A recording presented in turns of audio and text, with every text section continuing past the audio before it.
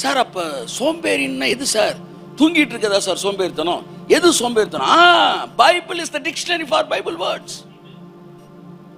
Bible சோம்பேறி யாருன்னு சொல்றா, பைபிள்ல போய் தேடு சோம்பேறினா யாருன்னு. நீ இப்ப ஆக்ஸ்போர்ட் டிக்ஷனரியில சோம்பேறி யாருன்னு தேடினா, அதை எழுதுனவன் என்ன நினைச்சு எழுதுனா? கையை தட்டு, அதை கண்டுபிடி. சோம்பேறி குளிர்கிறது என்று உளமாட்டான், அறுப்பிலே பிச்சை கேட்டாலும் அவனுக்கு ஒன்றும் கிடையாது. இங்கே ஒரு சோம்பேறி இருக்கிறான், அவனுக்கு விதைப்பு அறுப்புல நம்பிக்கையே கிடையாது. கைதட்டே. யார் சோம்பேறி என்று உங்களுக்கு சொல்லுகிறேன். உளமாட்டான், ஆனா வேலை செய்வான். சோம்பர் கையால் வேலை செய்கிறவன்னா அப்ப சோம்பேறி வேலை செய்யறான், ஆனா என்ன செய்ய மாட்டான்? விதைக்க மாட்டான்.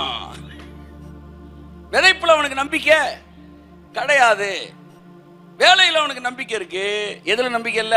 விதைப்புல நம்பிக்கை இல்ல. அவன் உளமாட்டான், அவனுக்கு என்ன கிடைக்காது? பிச்சை கட்டா கூட கிடைக்காது. அப்ப சோம்பேறி யாருன்னு கண்டுபிடிச்சிட்டீங்கன்னா தரித்திரம் ஏன் வருதுன்னு கண்டுபிடிச்சிடலாம். அப்ப சோம்பல்தனம்னா என்னன்னு கண்டுபிடிச்சு அது பிச்சு வெளியே எரிஞ்சிட்டீங்கன்னா உன் வாழ்க்கையில் இன்று இரவிலிருந்து தேவனுடைய ஐஸ்வர்யம் கடந்து வர ஆரம்பிக்கும்.